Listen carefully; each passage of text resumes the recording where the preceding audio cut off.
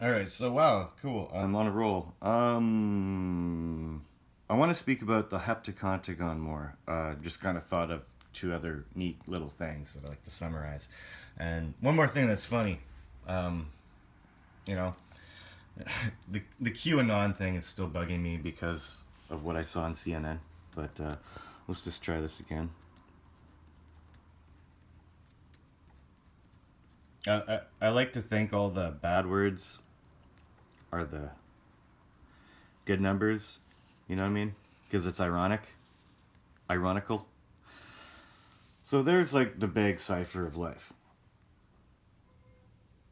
I must be a quack, right? Well, I see quack in here. And, like, why is it always Q and then U? Why is that a rule in English language? Why is it always a Q followed by a U? Why is it a Q followed by the 17th letter followed by the 21st letter? So, in a way, and what I've done here. Okay, let's try this over here. This is just a thought I'm doing here. Essentially, we have a bubble. Oh, there. Let me just draw a big ass bubble. That's the one of. Okay, and then we're gonna have a double bubble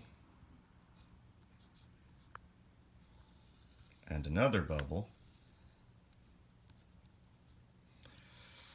And then over here, we're gonna have a bubble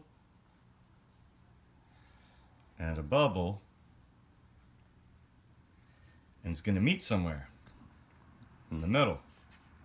So we got a QU and a QU. So let's just assume it's gonna start QU. Either or. Okay.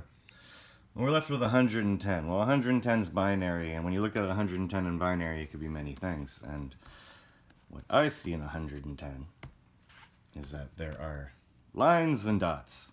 You have a dot, you got lines, and then when you take away the ambiguous,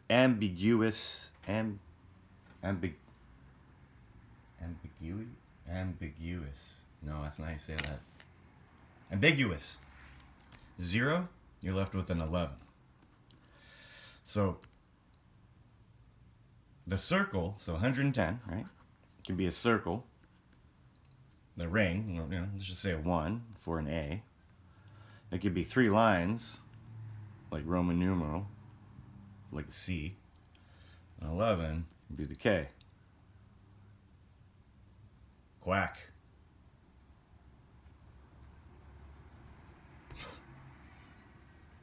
So, how I'd represent this? Bubble math, okay.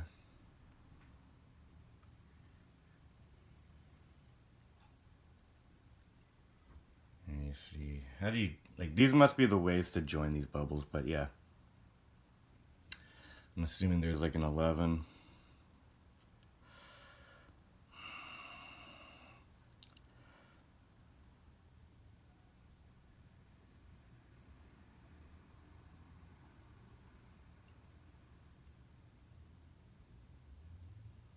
Trying to think where to put the circle and the slash. I don't know, guys. Let's just do that and get on with our lives. So there's the quack of it all. Okay, that's supposed to be humor. Anyway, and the whole QU rule, I'm gonna assume for English, but no, the Heptacontagon.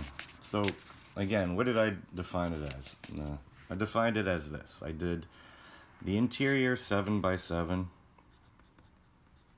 And then I did these 5, these 5, these 5, and these 5 to be your 69. But it's contained. So you got a circled 69. And I said that's a 70, which is what is defined as, Heptacontagon. But now, if we look at the other way, let's define, here we define the core. core and the cladding. Let's do the core. Now let's do the cladding. So we have a 9x9. Yeah. Now, a heptacontagon is located here and here already. So we are already given a circled 69 and a circled 69. So we're already giving 2 heptacontagons in the perimeter solution. Now if we take the first 3 rows, so like 1, 2, 3, and the bottom 3 rows, 1, 2, 3, and the side 3 rows, what do we get? So this would be 9 times 3, 9 times 6, so 9 times 6 is 54.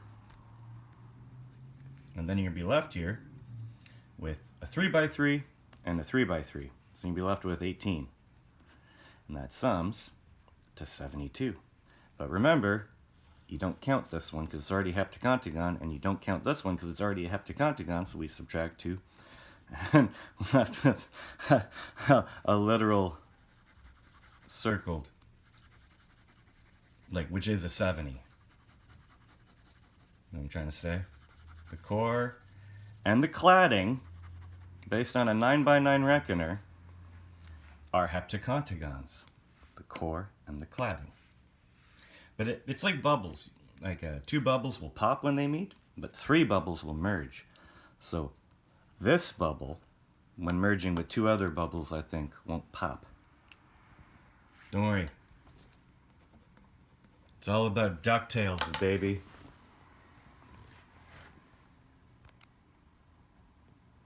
Core and cladding, heptacontagon, from a 9x9 reckoner. The QU rule, based on, the earth from Genesis 1 of the Bible.